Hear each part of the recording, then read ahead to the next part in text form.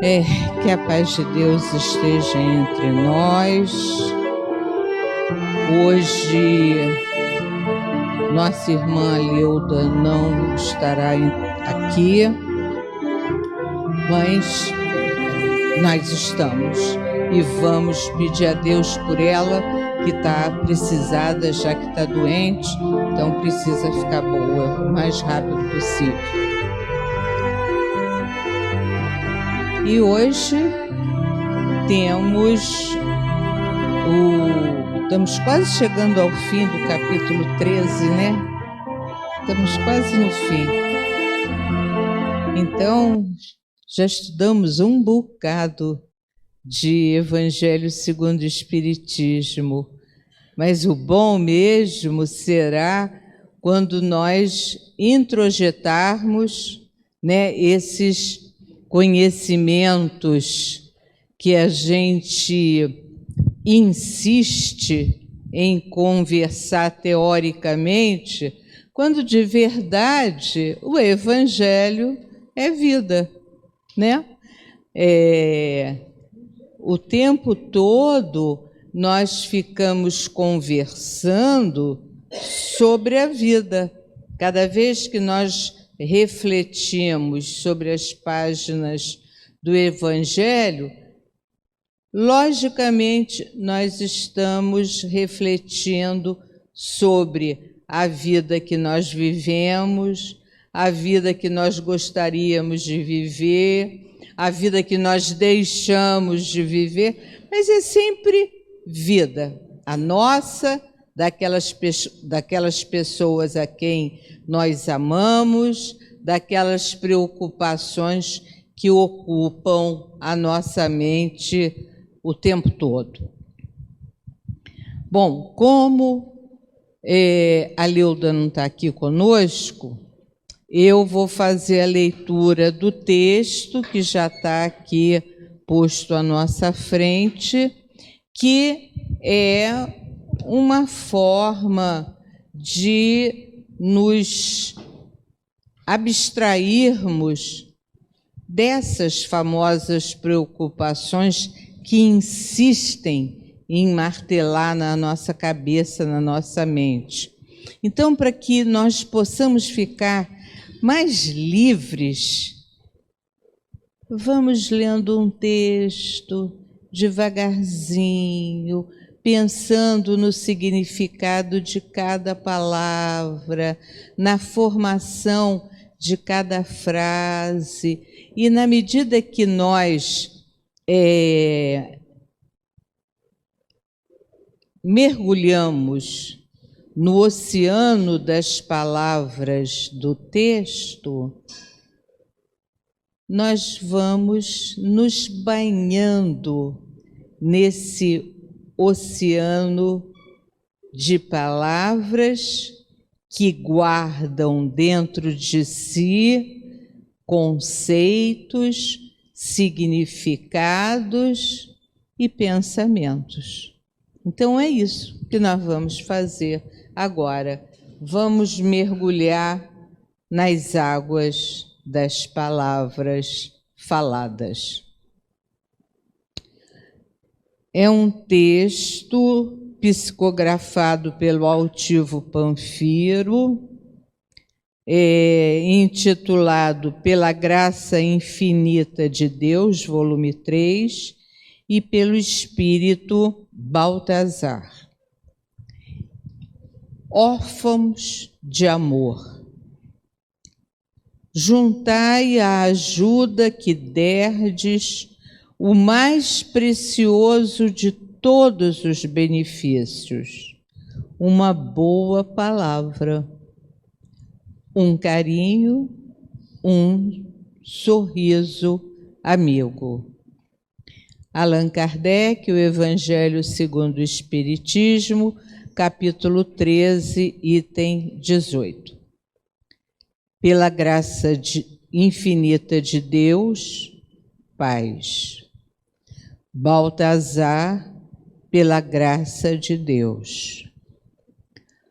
Ao analisarmos a questão da orfandade, devemos lembrar que órfão é todo aquele que não dispõe do carinho, do apoio, da confiança de um pai, de uma mãe, de um adulto que o sustente num determinado período de vida, justamente o período de maior carência. Poderemos ser órfãos do amor materno quando crianças.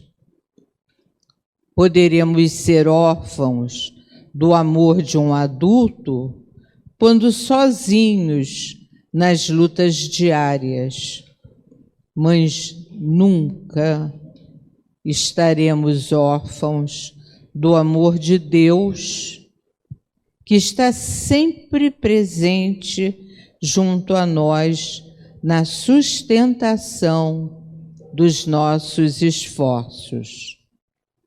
Em sua fase de progresso, o espírito humano precisa de muita força, de muito apoio, de amparo mesmo, daqueles que se colocam na condição de condutores de seu destino.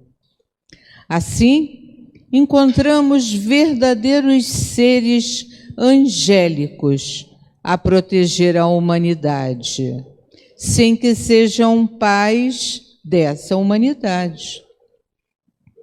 Encontramos espíritos de bondade que se dispõem a socorrer várias almas, de modo que se constituem em verdadeiros condutores dos destinos daqueles seres. Então, observamos que a orfandade está vinculada à ausência de amor. E o que nos indica tal estudo? Indica-nos que todos os que conhecemos o assunto daqueles seres. Então, observamos que a orfandade está vinculada à ausência de amor. E o que nos indica tal estudo? Indica-nos que todos os que conhecemos o assunto, que todos os que já passamos mais ou menos pelo sentimento do abandono, da ausência, do amparo, da ausência do socorro, devemos fazer o que nos for possível para que nunca falhemos no amor às pessoas que sabemos depender de nós. Nunca sejamos ausentes do sentimento de bondade. Nunca sejamos distantes do sentimento de solidariedade. Nunca deixemos de lado a manifestação de generosidade quando pudermos fazê-lo.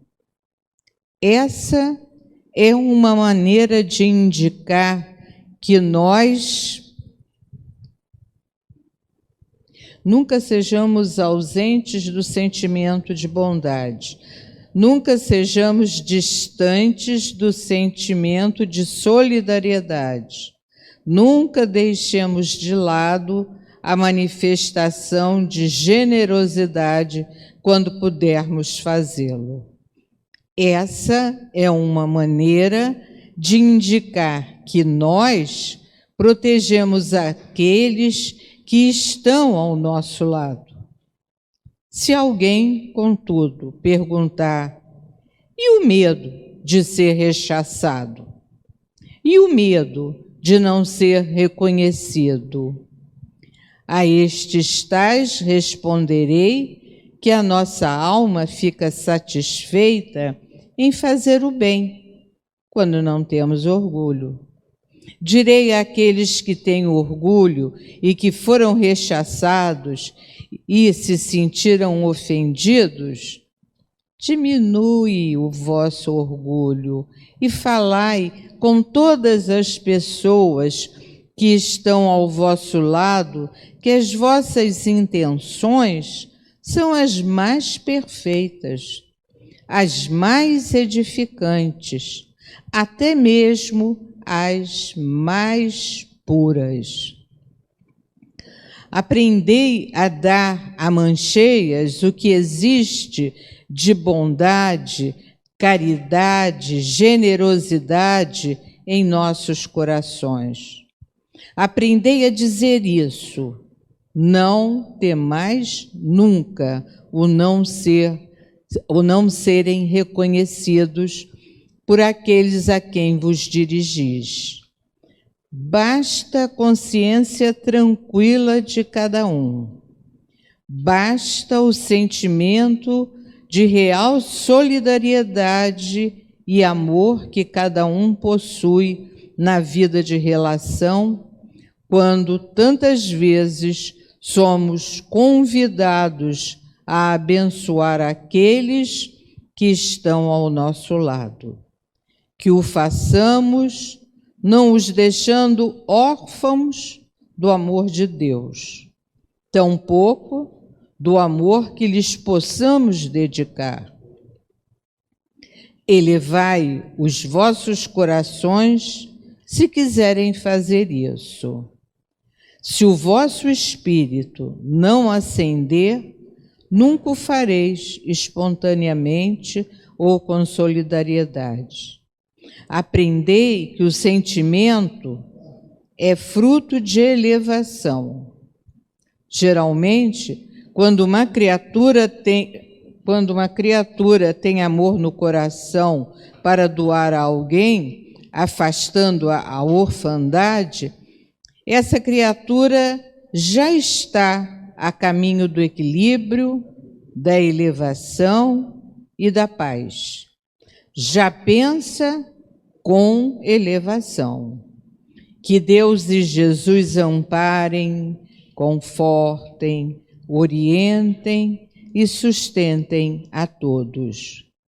Que cada um saia daqui amparado pelo amor de Deus, que, como já lhes disse, nunca nos deixa órfãos, e pelo carinho de todos aqueles que estão na casa, ajudando-se mutuamente. Muita paz, Baltazar, pela graça infinita de Deus. Mensagem recebida em 11 de junho de 2003. Que lindo, né? Que lindo. E agora vamos refletir um pouquinho, ajudando e ajudados pelo nosso irmão Alcir, que fará a palestra de hoje, intitulada Benefícios Pagos com a Ingratidão. Para todos nós, uma bela palestra, e para o Alcir, os melhores pensamentos e as melhores palavras.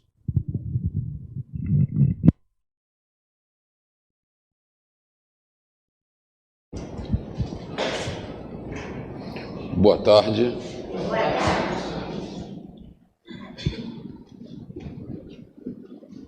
Boa tarde. Que Jesus, o nosso meigo e amado Mestre, nos ampare nessa tarde, dando-nos forças para fazermos o nosso estudo. Como a Leuda já comentou, na verdade a sequência de estudos hoje seria a Leuda, que está adoentada, e semana que vem seria o Alberto, que está na luta dele com a hemodiálise, teve que remarcar a clínica de hemodiálise, então também não poderia. Eu ia substituí-lo, aí a Leuda ficou doente, nós antecipamos. Então nós invertemos tudo, né? Para poder acomodar a agenda. Mas tá bom, bem legal. O tema que nos coube analisar com vocês, benefícios pagos com a ingratidão. E eu estava refletindo sobre esse tema e pensando aqui agora com a abertura da Leuda, né? Perdão, da Sueli, quando nós estudamos o Evangelho, nós estudamos a vida, né? A nossa vida, a vida do dia a dia, a vida que temos, a vida que quereríamos ter, a vida que estamos nos preparando para ter. E existe, às vezes, né, nas nossas lutas diárias, todos nós temos as nossas lutas diárias, uma angústia, né? Porque a gente, às vezes, deseja muito alguma coisa na nossa caminhada, né? Todos buscamos a felicidade e parece que está longe, que escapa um pouco das nossas mãos e nos dá uma certa angústia, né? Por quê? O que está acontecendo? Por que aquilo escapa de mim? E eu resolvi refletir, né? Porque aqui é benefícios pagam com a ingratidão. E a gente vê que a lógica do Cristo é bem diferente da nossa lógica do dia a dia, né? Uma coisa é o que está no Evangelho, que nós estudamos, uma coisa é a prática diária da vida cotidiana. E eu falei, puxa vida, vamos refletir um pouco sobre essa orientação do Cristo, né? O que ele nos recomenda que nós deveríamos fazer? E em Emmanuel sempre preciso, né? A gente encontrou um texto maravilhoso, que é o manual de conduta de todo mundo, principalmente do espírita, né? O manual de conduta. E nós vamos ver que existe aí uma diferença muito grande entre as recomendações da espiritualidade de Jesus e a nossa prática diária. No livro Caminho, Verdade e Vida, e aí, parafraseando, né, a Sueli, o que a gente faz ao estudar o Evangelho é estudar a vida, a nossa vida, a vida que nós queríamos ter. E Emmanuel dita, através de Chico Xavier, alguns trechos importantes do Evangelho que são normas de conduta para nós no dia a dia. Jesus diz, se alguém quiser vir após mim, renuncie a si mesmo, tome sua cruz e siga-me. E ele complementa nas diversas passagens que Emmanuel consolida aqui para nós. Amai vossos inimigos. Então Emmanuel começa logo com essa frase, né? Amai os vossos inimigos, que é a única coisa que nós não fazemos na vida, né? Inimigos nós guardamos do lado oposto do coração, né? E sempre reservamos para eles os piores pensamentos. Não é o que Jesus nos recomendou, não é o que a espiritualidade nos recomenda. Então a gente já começa a ver aí, né, essa síntese que Emmanuel fez, que a gente está diferente. Orai pelos que vos perseguem e caluniam. A gente ora pouco, só ora pelos nossos, muito menos pelos que nos caluniam, né? Então a gente vai começar a perceber que nós estamos muito afastados do código de ética cristão.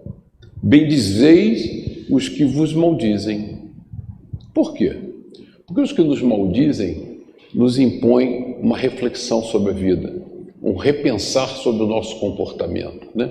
Ninguém maldiz a respeito de nós gratuitamente. Então, aquele que nos aguilhoa com a palavra mais dura, nos impõe a reflexão.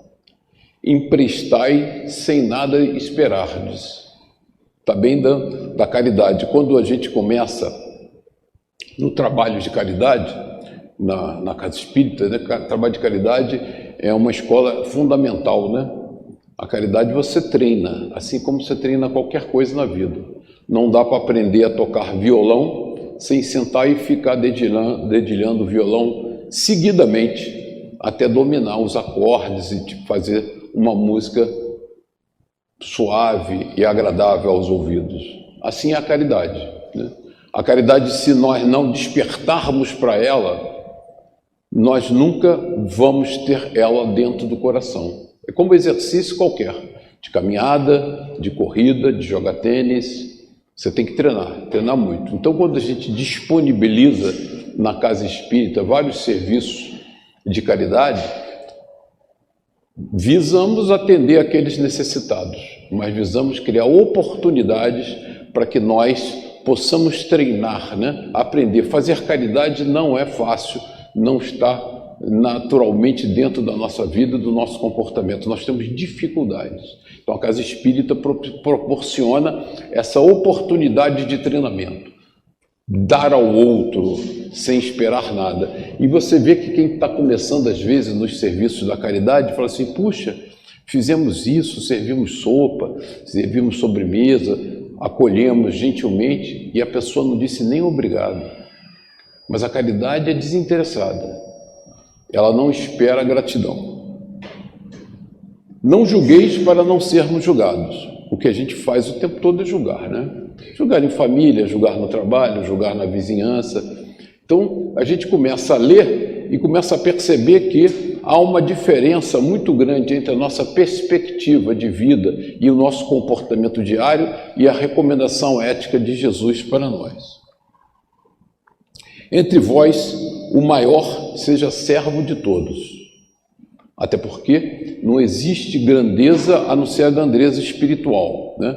A grandeza moral. Nós vamos ver que quando nós desencarnarmos, todos, e todos vamos desencarnar, no mundo espiritual, aqueles que vão se destacar luminosamente são aqueles que estão moralmente mais bem preparados. Não são aqueles que têm títulos, que têm currículo, que têm propriedades, até porque isso é nada diante da vida espiritual. Buscai a porta estreita, quer dizer, não é o caminho fácil, a gente quer sempre o caminho fácil, né? A porta estreita é mais difícil, e a doutrina nos propõe a porta estreita, né? Tudo isso aqui é a porta estreita. Eis que vos enviei como ovelhas ao meio de lobos. Jesus já nos alertava, né? O comportamento cristão pressupõe uma ovelha no meio de lobos, porque a vida nos acicata o tempo todo, a vida nos fustiga o tempo todo. Nós todos temos importantes lições a aprendermos em função dos nossos erros do passado, que nos impõem certas necessidades. Então, Jesus já nos alertava disso. No mundo tereis tribulações. Então você vai ver nessa síntese que Emmanuel nos deu, que Jesus não prometeu molezinha para ninguém, né? E os desafios de comportamento são imensos.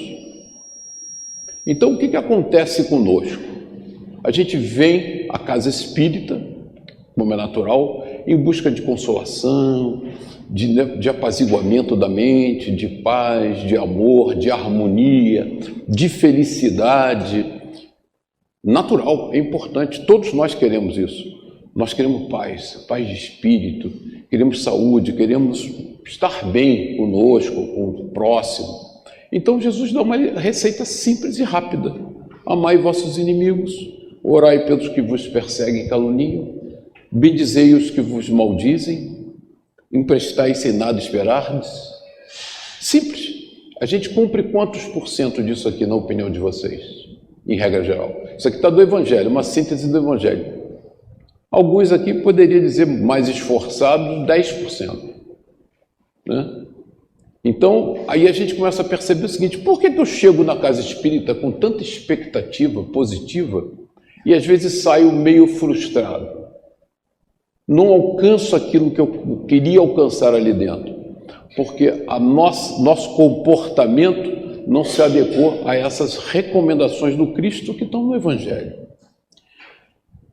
No mesmo livro, Caminho, Verdade e Vida, no artigo 170, Domínio Espiritual, botei ali pequenininho ali, esse livro é muito interessante. Jesus, todavia, no campo supremo das últimas horas terrestres, mostra-se absoluto senhor de si mesmo. Eu vou explorar um pouco esse tema aqui, de nós sermos senhor de si mesmos, né? Nós termos paz interna.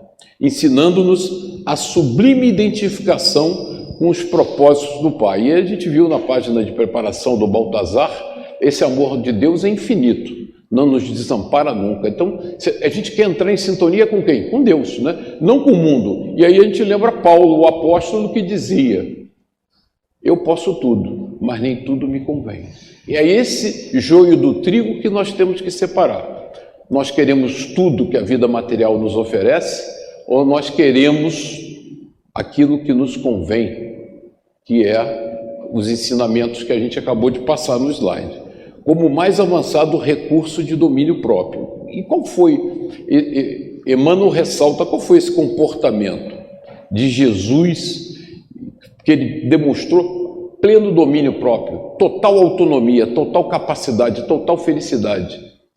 Como foi isso? Atendia ao governo humano. Ele não confrontou o governo humano, né? Tanto quanto lhe perguntam se os judeus deviam pagar impostos, ele disse: me mostra um denário.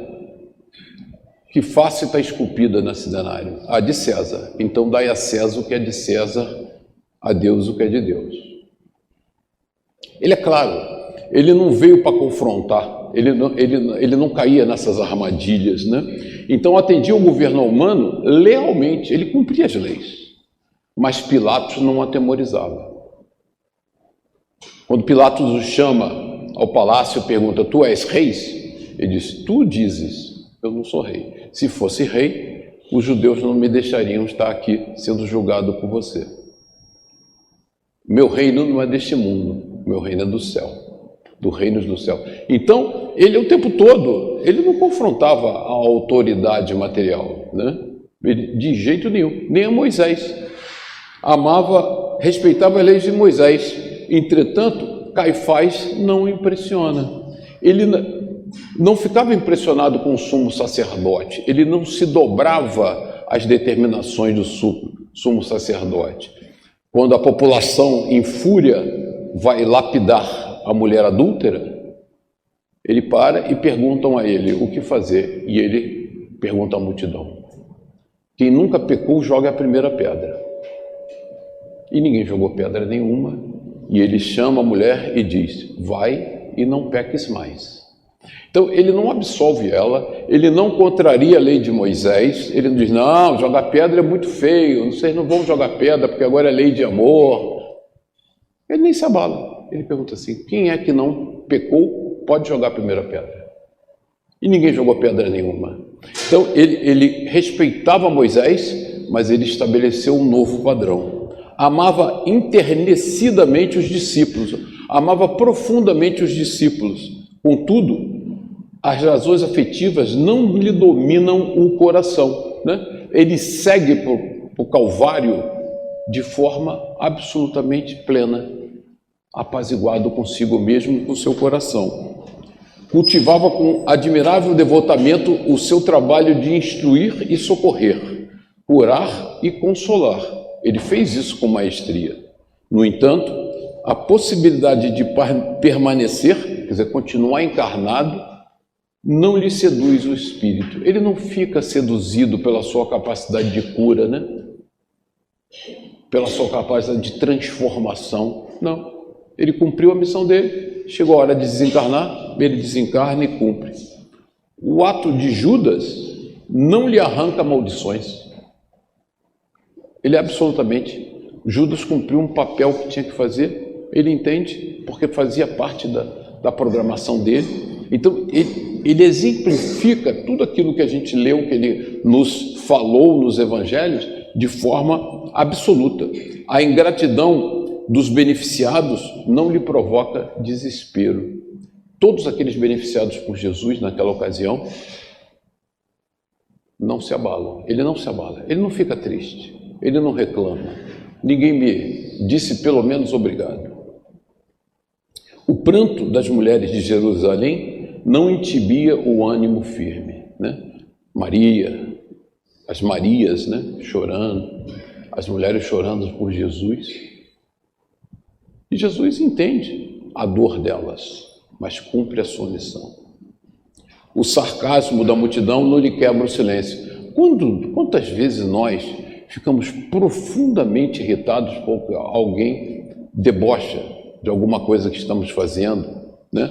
Ou nos fustiga com uma palavra crítica, e nós sentimos um profundo desequilíbrio. Imagina ele ali na cruz e o sarcasmo de toda aquela massa enfurecida que troca Barrabás por ele, né? Pergunta se querem levar para o julgamento Barrabás ou Jesus. Jesus, ele não se abala. A cruz não lhe altera a serenidade. Sereno e suspenso no madeiro, roga desculpa para a ignorância do povo. Jesus perdoa-os porque eles não sabem o que fazem. A palavra final dele, ao estar desencarnando depois de um sofrimento brutal, é perdão por aqueles que o maltrataram. Esse é o domínio espiritual, porque ele não se deixa atribular pelas coisas da vida material. A vida material foi muito cruel com ele, foi muito difícil para ele, como às vezes é para nós.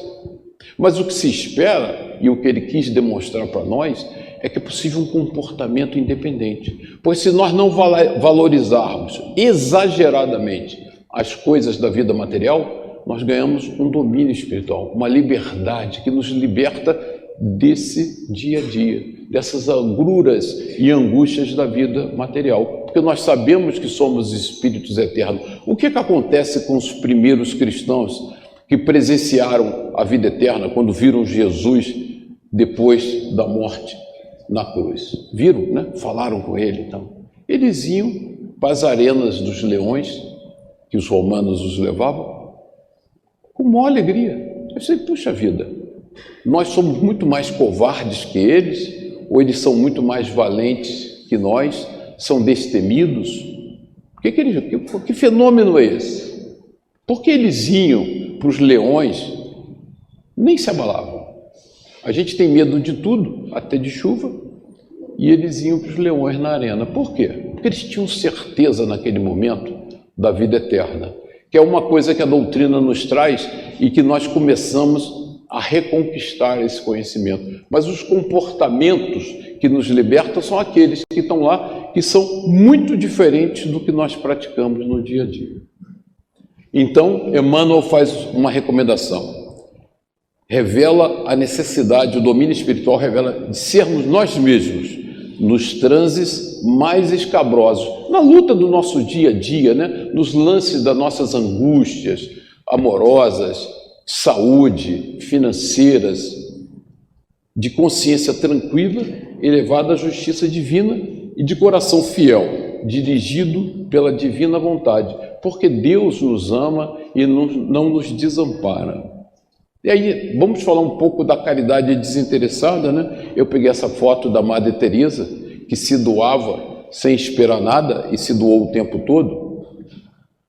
A caridade, segundo Jesus, não se restringe à esmola, né? Porque a gente pensa na caridade como a caridade material, dar a esmola, mas abrange todas as relações com os nossos semelhantes. É a vida, como a Sueli ressaltou, é a vida do dia a dia, né? É esse buril do atrito diário com o outro que nos aperfeiçoa e nos liberta. Quer se trate de nossos inferiores, iguais ou superiores. Não existe isso na vida, né? Quando nós abandonarmos nosso orgulho e nosso egoísmo, vamos perceber que todos somos irmãos iguaizinhos, sem nenhuma diferença, sem nenhum privilégio. Ele nos manda ser indulgentes, porque temos necessidade de indulgência.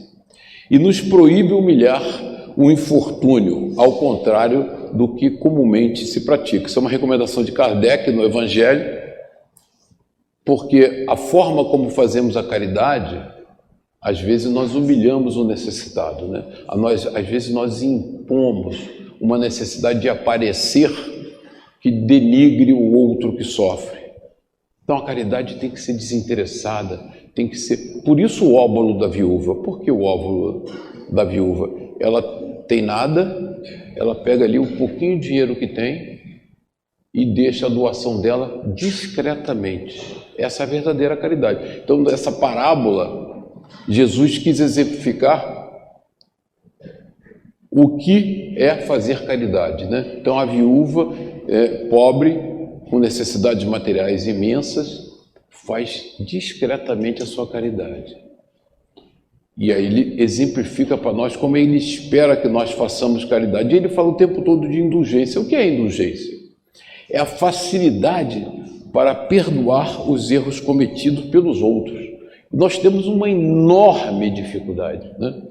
Dentro desse conflito que nós vivemos entre o que nós deveríamos nos comportar e como nós nos comportamos, há um gap aí, um abismo enorme, né? E por isso que a gente nunca sintoniza efetivamente com a espiritualidade superior. Como é que eu faço para me sintonizar com a espiritualidade superior? Está ali o manual de Jesus.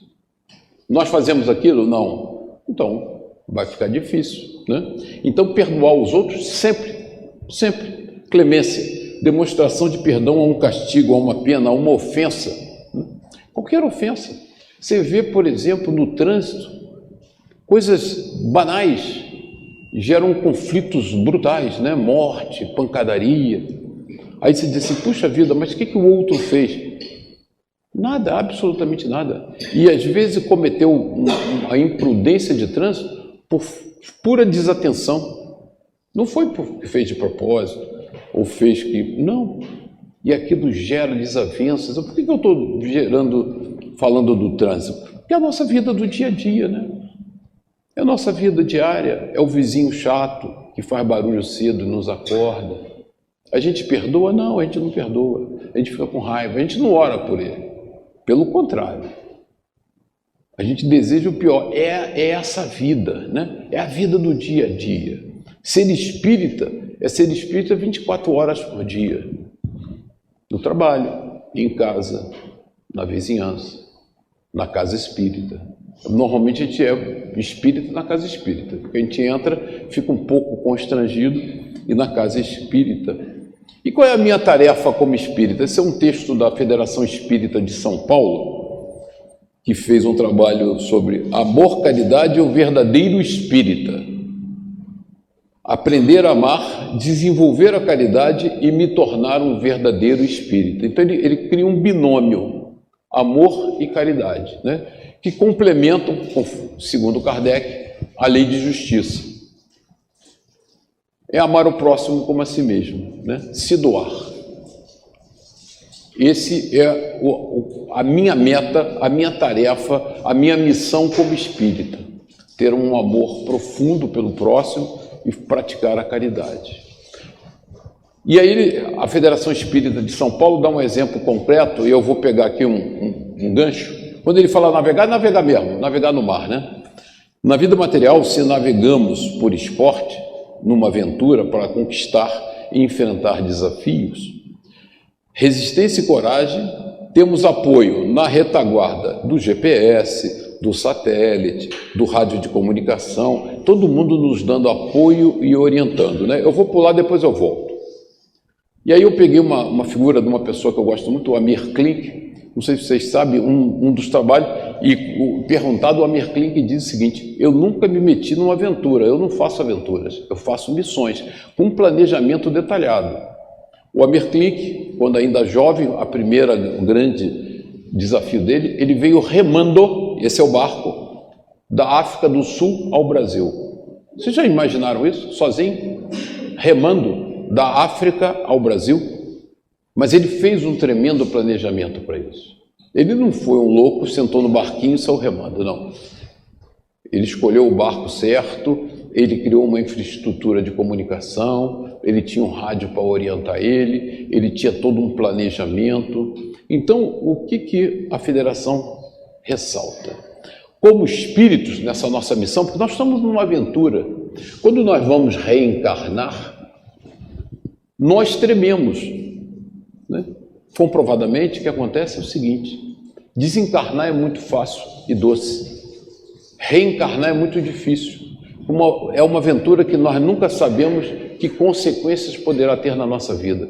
Quando nós voltamos ao planeta Terra, é um risco brutal. Então, a nossa pesquisa, a doutora Ellen Van Baar, fez uma pesquisa com 1.250 espíritos e perguntou a eles como é reencarnar. É uma temeridade. Todos tremem. A gente vê André Luiz, nosso lar, na hora de reencarnar, as pessoas se apavoram. Vou voltar para o planeta Terra. Por quê? Vamos enfrentar esses desafios do dia a dia. E eu vou acertar ou não vou acertar? A gente não sabe. Então, como espírito, somos amparados, intuídos e orientados por mentores e contamos com essa sustentação. E como a gente garante a permanente sustentação, né, dos nossos mentores, dos nossos orientadores espirituais? Pela prece. Daí a importância da prece. A prece é fundamental, porque eles estão o tempo todo querendo nos ajudar, o tempo todo querendo nos intuir, mas nós temos que sintonizar com eles. Porque se a gente fechar o canal de comunicação, desligarmos o rádio, né? Se o Amir Klink lá no meio da aventura dele desligar o rádio, ele não recebe mais orientação nenhuma de terra. Então, frequentemente, nós desligamos o rádio com nossos mentores. Nós fechamos o canal. Eles dizem, puxa, mas nós estamos desamparados. Aí eles batem assim na porta, liga o rádio para eu poder falar contigo. Mas nós não ligamos o rádio. E Jesus, e essa frase é fundamental, Livro dos Espíritos, pergunta 886, Kardec vai lá aos espíritos e pergunta, o que é a verdadeira, o que é caridade, como entendia Jesus? O que é fazer caridade?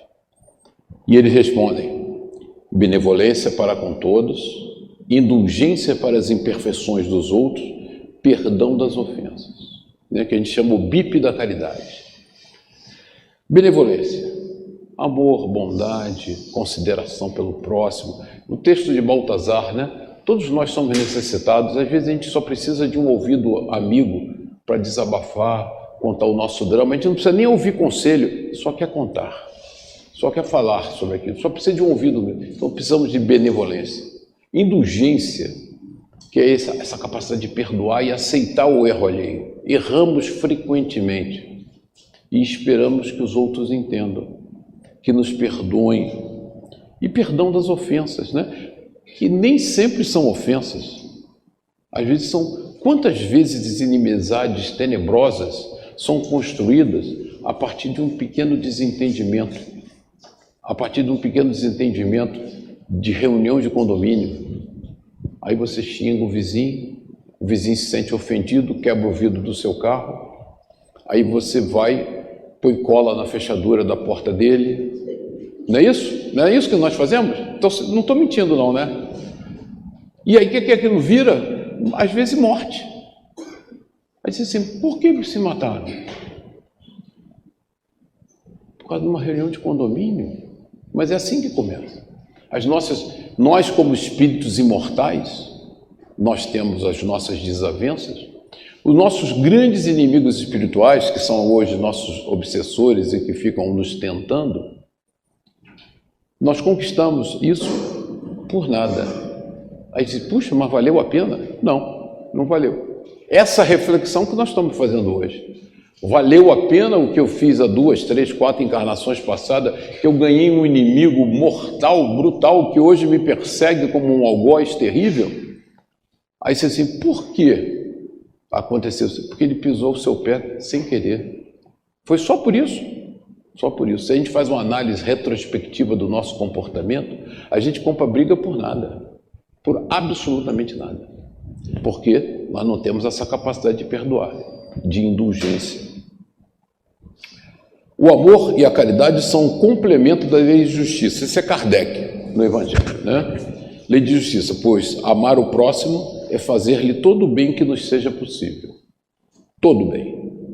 Todo bem. Eu fico lembrando aqui, fazer uma homenagem ao nosso querido amigo e irmão Alberto,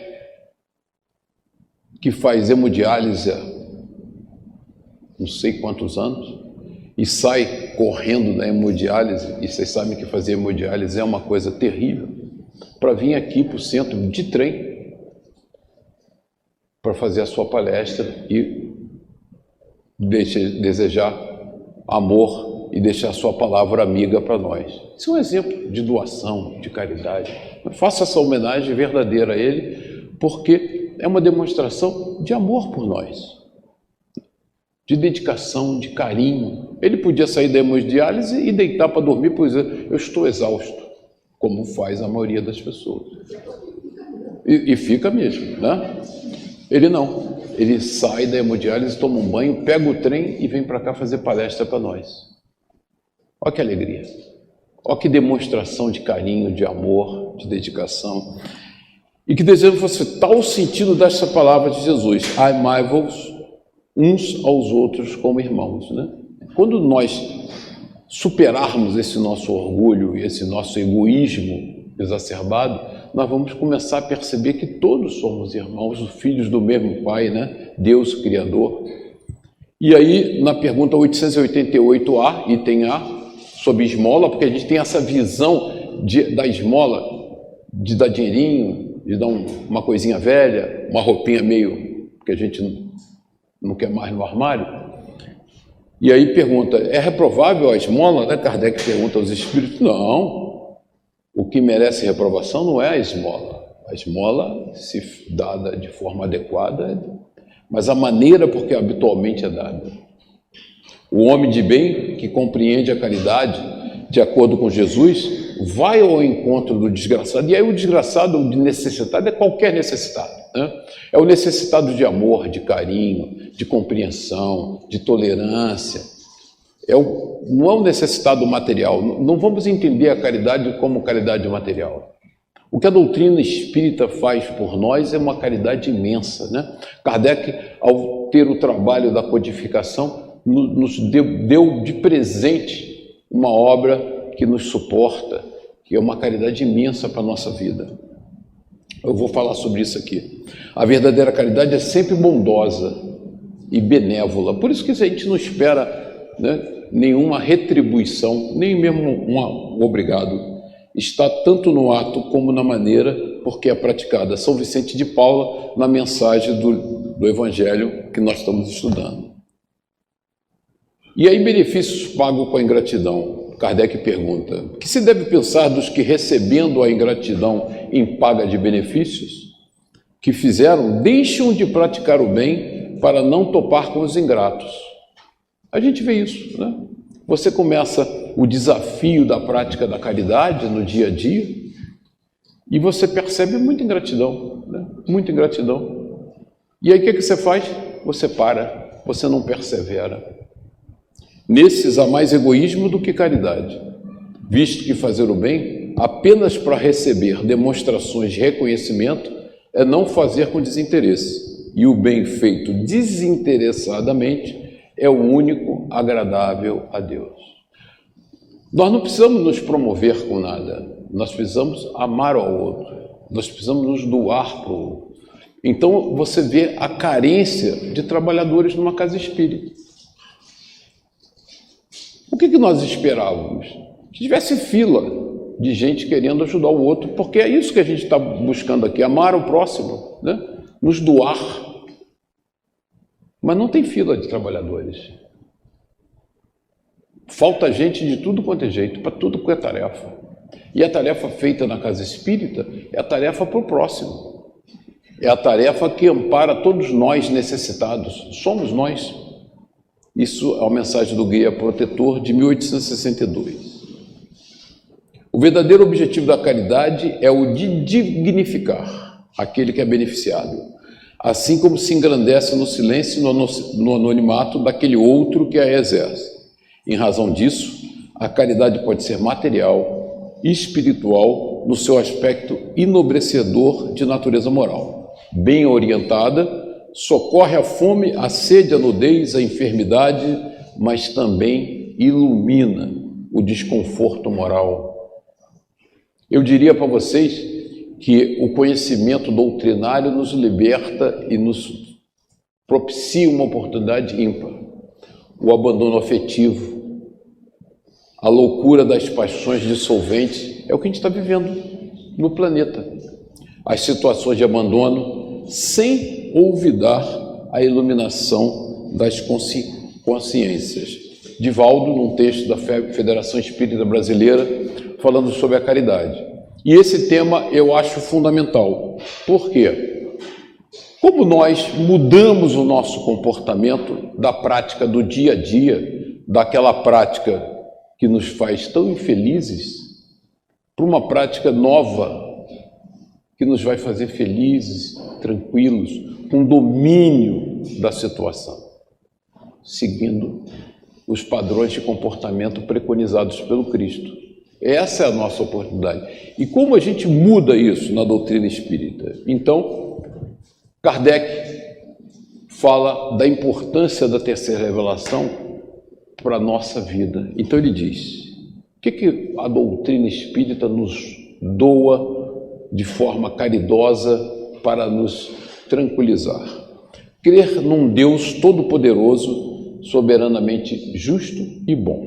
Ora, se a gente tem essa certeza que Deus é soberanamente justo e bom, nós nunca vamos ficar em angústia, porque nós sabemos que esse amor infinito do Pai está ali para nos consolar permanentemente, por maior que seja a nossa dor. Crer na alma e sua imortalidade. Essa certeza de que nós vamos perder, né? O nosso corpo físico vai morrer, mas nós vamos continuar vivos, mais vivos do que nunca, após a perda do corpo físico, é uma certeza que dá muita paz para nós, né? A grande angústia da humanidade é a morte, né? Desde Shakespeare, ser ou não ser, eis a questão. Nós temos medo da morte. E a única coisa que nos liberta disso é estarmos certos que somos eternos, na pré-existência da alma, como única justificação do presente. Por quê? Isso é importante, a doutrina enfatiza. Se eu sei que eu tive vidas anteriores, e em vidas anteriores cada um de nós assumiu compromissos diferentes, erros, desacertos, cometemos falhas graves, o que acontece conosco é só uma consequência. Então, saber da reencarnação, saber da nossa pré-existência de vidas anteriores, começa a mostrar por que nós, cada um de nós, passa por desafios tão diferentes do outro. Porque temos necessidades de aprendizado diferentes, cometemos pelo nosso livre-arbítrio deslizes diferentes. Daí você percebe a justiça divina. Aquele que nasce com um problema gravíssimo, de uma criancinha com câncer de fígado, você diz, puxa, já nasceu com câncer de fígado, né? Por que Deus faria uma criancinha recém-nascida com câncer terrível de fígado e um outro saudável, bonito, cheio de oportunidades? Seria uma injustiça, não? A reencarnação prova. Aquela criancinha, com um terrível câncer de fígado, se suicidou pelo alcoolismo na encarnação passada. E por ter danificado de forma irreversível a tessitura espiritual do seu perispírito, plasmou um corpo com um problema gravíssimo. A gente, então não tem nenhuma injustiça, é só uma sequência da vida devido às nossas irresponsabilidades. Então isso começa a nos tranquilizar. A gente começa a entender que não existe nenhum desastre acontecendo conosco porque caiu do céu, até porque nada acontece por acaso. A doutrina nos ensina. O que fizemos em encarnações passadas que nos levam a responder de determinados problemas? Uns têm problemas de saúde, outros de solidão, outros de ingratidão, outros de todas as naturezas. Nós todos temos desafios de toda a natureza, nós todos estamos reencarnados aqui numa oportunidade ímpar do Pai para que possamos aprender, crescer e ressarcir aqueles erros do passado. Na pluralidade das existências como meio de expiação, é a única maneira de nós estarmos nos aperfeiçoando continuamente ao ponto de chegarmos a espíritos puros, é essa perdoar 70 vezes 7, né? Deus nos perdoa e permite que reencarnemos infinitamente até que possamos depurar moral e intelectualmente a nossa capacidade e chegarmos à angelitude. De reparação e de adiantamento intelectual e moral, eu me antecipei. Na perfectibilidade dos seres mais imperfeitos, todos seremos perfectíveis. Isso é mandatório, é determinístico, não é livre-arbítrio. Todos seremos perfeitos. Na felicidade crescente com a perfeição. E eu comecei por isso, né? Por que a gente às vezes não entende? Puxa, eu estou indo ao centro, eu assisto as palestras, estudo, medito, tomo água fluídica, tomo passe, minha vida não está mudando. Aí vou dar de presente para vocês aqueles recomendações de comportamento. Aí de vez em quando você olha de manhã e diz, eu faço isso aqui? Não faz nada. Então você entendeu, né? Fica fácil entender, né? Na igualdade de justiça para todos, sem exceção, somos iguais, absolutamente iguais. Favores nem privilégios para nenhuma criatura. Na duração da expiação, limitada à imperfeição. Nós não sofremos nada para sofrer, não é punição, é aprendizado. Eu sempre dou um exemplo. Um espírito que sempre sofreu muito e percebeu que sofre muito, porque sempre foi muito orgulhoso, um orgulho exacerbado que o levou a muito sofrimento em muitas encarnações, né? E você vai reencarnar. E você sabe que o mal que lhe aflige, aquilo que lhe faz sofrer, é o seu orgulho. Eu vou escolher um novo cenário para reencarnar, um novo momento na minha vida. Eu vou pedir para reencarnar como rainha da Inglaterra, ou vou pedir para reencarnar como um humilde trabalhador do campo? Eu peço para reencarnar porque eu quero combater o meu orgulho como um humilde trabalhador do campo, pobre. Aí disse, puxa, é masoquista? Não, eu quero me libertar daquilo. Então, quando nós reencarnamos e sofremos, não é punição, é aprendizado, é oportunidade de crescer, é oportunidade de burilar imperfeições de caráter que vem nos magoando e fazendo sofrer por muitas encarnações. Então, quando a gente volta, a gente me dá aquela chance, por favor. Me dá aquela chance que eu preciso trabalhar essa falha de caráter. Então, Deus, na sua misericórdia infinita, nos proporciona essa dádiva da reencarnação com aquela nova experiência que vai ajudar a burilar o nosso caráter, vai ajudar a nos transformar. Então, quando nós efetivamente cremos nisso, né? Esse é o benefício da doutrina espírita, nós nos sentimos livres. É aquele domínio de Jesus, né? Foi para a cruz em paz, porque ele sabia qual era a missão dele.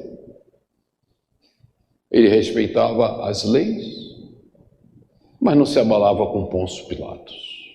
Ele cumpria as leis de Moisés, mas não baixava a cabeça para Caifás, né, que era o sumo sacerdote, poderoso. Ele amava os discípulos, mas foi para a cruz tranquilo. As mulheres choravam por ele e ele não se abalou e não titubeou na prova final. E finalmente ele pede, no seu último ato de sofrimento, Jesus, perdoe-os, porque eles não sabem o que fazem. É isso que a doutrina espera de nós, né? Então, está tudo lá no Evangelho, né? Se vocês quiserem, o caminho, verdade e vida, artigo 169, eu botaria assim, impresso na parede, assim, para ler todo dia de manhã. O que eu faço, como é que é a minha vida, como eu pauto a minha vida e quais são as minhas expectativas, como a Sueli falou, de uma nova vida, uma vida renovada, feliz, livre, com domínio pleno de tudo. Aí vê a listinha assim, me dá até arrepio quando eu leio a listinha. Porque a gente não faz nada. A gente entra e sai do mesmo jeito. Esse é o desafio. Então, fazer caridade é se doar, é doar ao próximo, é amar, é ser caridoso. 24 horas por dia. Não é nesta casa espírita ou naquela outra casa espírita.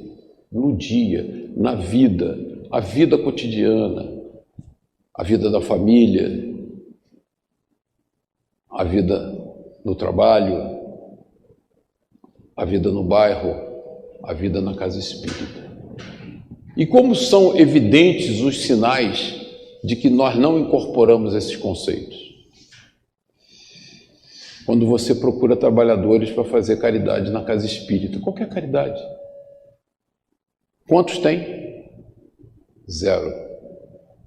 Qual é a fila que tem de gente na porta pedindo, me dá uma tarefinha aí para ajudar vocês? Nenhuma. A casa é nossa. Essa casa não tem dono. Ela não é minha, não é da Sueli, não é de vocês. Vocês são donos dessa casa espírita. A doutrina espírita é nossa. Kardec nos doou por caridade essa codificação maravilhosa que nos abre os olhos e os ouvidos para uma vida plena, para termos domínios de nós mesmos, como Jesus teve. O que falta para que a gente tenha esse domínio da nossa vida? Mergulharmos de cabeça nos ensinamentos de Jesus. E qual o sintoma que eu pego, né? Porque a gente tem que pegar os sintomas, né, que são perceptíveis na vida, que a gente não incorporou nada disso. A gente continua com medo da morte, a gente não tem tempo para o trabalho efetivo da caridade. E caridade não é só dar pão, é vir aqui, atender o necessitado, organizar a sessão, acender a luz, porque a gente só trabalha aqui, só pode fazer a palestra se o som funcionar, se a luz estiver acesa, se a casa estiver assim limpinha, imaculada. Tem tarefa que vocês nem imaginam para fazer. E faltam trabalhadores. E por que faltam trabalhadores? Porque nós não mergulhamos de cabeça na doutrina. A doutrina passou como um rio que passa na nossa vida e nós deixamos escapar. Para nós, e eu digo por mim, para nós encerrarmos, que eu já estou avançando no horário, perdão, Sueli. Nessa encarnação, a doutrina espírita, nosso cavalo selado, passou selado na nossa frente. É montar e sair. Está tudo aí. É só pegar qualquer livro da codificação, qualquer livro psicografado pelos mensageiros do Pai, a gente tem toneladas, graças a Deus, ler e entender o que a espiritualidade superior espera de nós. O que Deus, na sua sabedoria infinita, espera de nós. O que nós esperamos de nós mesmos? Eu quero ser feliz. E a felicidade está em nós incorporarmos definitivamente esses conceitos de Jesus e que são fartamente explorados e dissecados pela doutrina espírita, que nos dão um novo padrão de comportamento que nos vai efetivamente nos libertar de todas aquelas agruras. E aí você diz assim, puxa, então o doente vai ficar curado, o manco não vai usar mais a muleta. Não. Cada um de nós vamos entender por que passamos e qual o objetivo daquela experiência no nosso crescimento como espíritos imortais a caminho da luz. Muito obrigado, boa tarde para vocês.